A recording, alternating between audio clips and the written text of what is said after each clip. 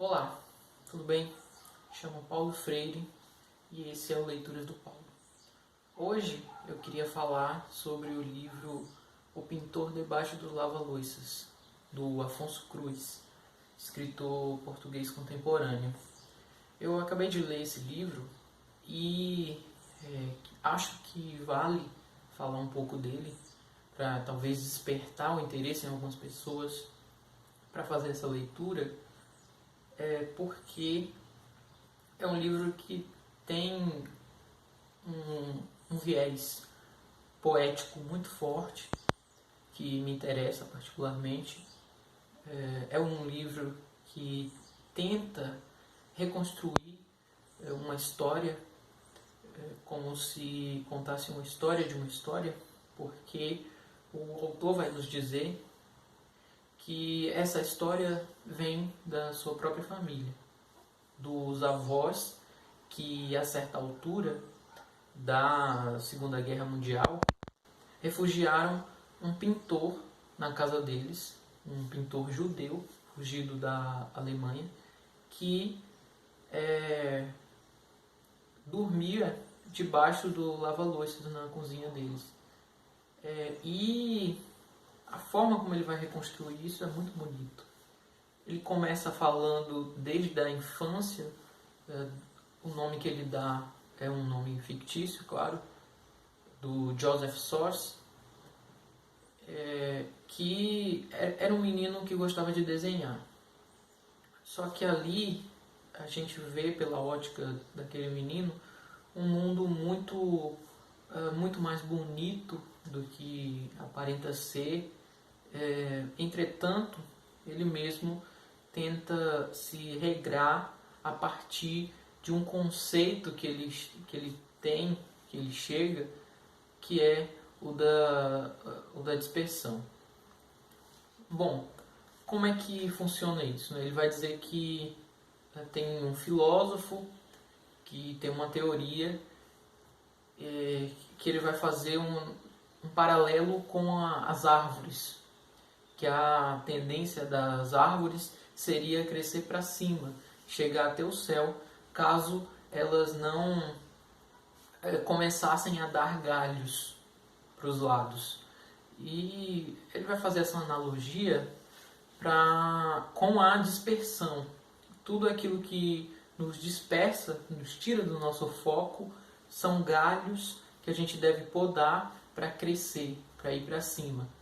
E ele segue fielmente isso. Só que no meio do caminho, ele ainda é criança, ele vai ter experiências que fazem com que ele questione isso. Por exemplo, a vizinha dele, Francisca, que ele se apaixona por ela.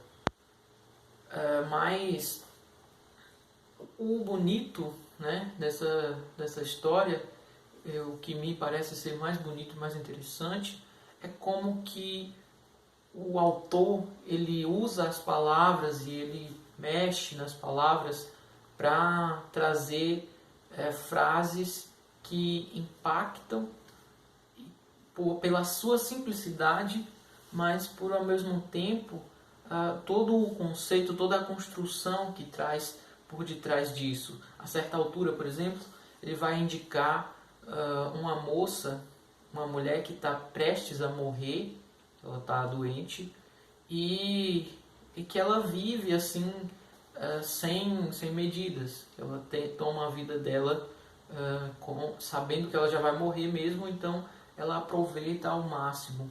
E aí ele vai dizer que é triste que a gente só viva quando se encontra diante de um abismo, né? Quando tem um abismo debaixo de nós.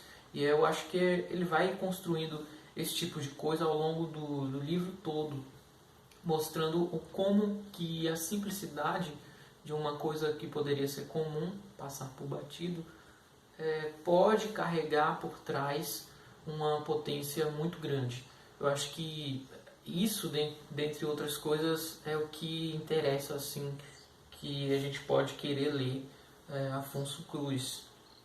Além da escrita ser muito direta, fazendo, claro, muitas metáforas mas dizendo o que tem a dizer, e de toda a beleza da construção que ele faz, tem algumas incursões de desenhos, ou seja, tanto pelo personagem ser um pintor, quanto pelo autor ser alguém das artes também, ele desenha, ele traz desenhos durante boa parte do livro, seja em relação aos pais do menino, retratando eles, seja retratando a Francisca, mas a maior parte, na verdade, são os olhos, né?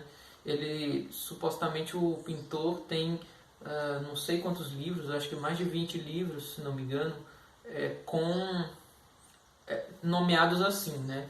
Um livro se chama O Livro dos Olhos Abertos, onde ele só desenha olhos abertos, de todas as pessoas que ele vê, e outros de olhos fechados, que representam um outro sentimento, e dos olhos acesos e dos olhos apagados, que ele vai fazer uma metáfora que, por ele ter ido para a guerra, o pintor, né, que ele é obrigado a ir para a Primeira Guerra quando ele é adolescente, ele sofreu com os gases lá da guerra e o olho dele perdeu a luz, né, perdeu a possibilidade da luz. Ele só enxerga escuro, por mais que enxergue escuro, isso é tudo meio cinza, meio nublado, que, enfim, de certa forma é toda uma metáfora em relação aos acontecimentos das guerras, principalmente da Segunda Guerra, que é onde ele se contextua no final. E a gente vai acompanhando ali essa relação de desenvolvimento do Joseph Sores, mas também em relação aos pais. O pai dele, por exemplo, era um mordomo que não entendia poesia nem nada que não fosse literal, ele tomava tudo ao pé da letra. E outra característica dele é que ele odiava armas.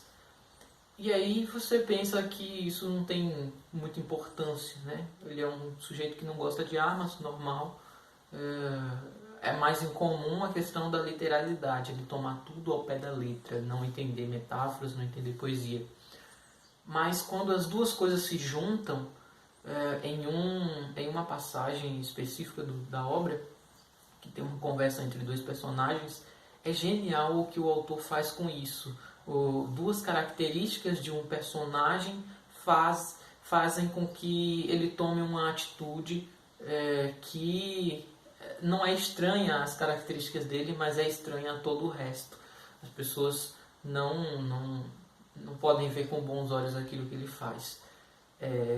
E eu não vou contar o que é, porque eu acho que é muito interessante de se ler, mas é genial assim mesmo, como que o autor construiu tudo isso, como ele vai costurando uma coisa na outra, como ele vai colocando uma linha, mas não uma linha reta, uma linha que volta, perpassa pelas características e ações e falas de personagens que depois influem em outras ações e consequências, obviamente.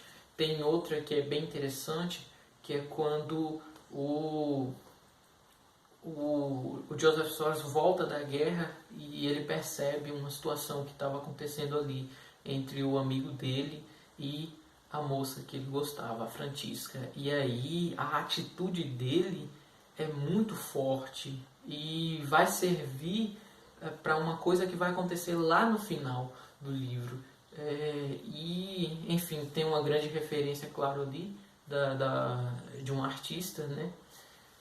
E eu acho que é muito bacana, vale a pena ler, não é vale a pena, vale seu tempo, porque é um livro curto, é um livro muito bonito, muito poético, que traz um tema que é muito importante de se falar. Então, por todo esse construto, eu acho que vale muito a leitura do Afonso Cruz, do pintor Debaixo do Lava-Louças. Então, por hoje era isso. Não se esqueçam de se inscrever, compartilhar e deixar o like. Até a próxima.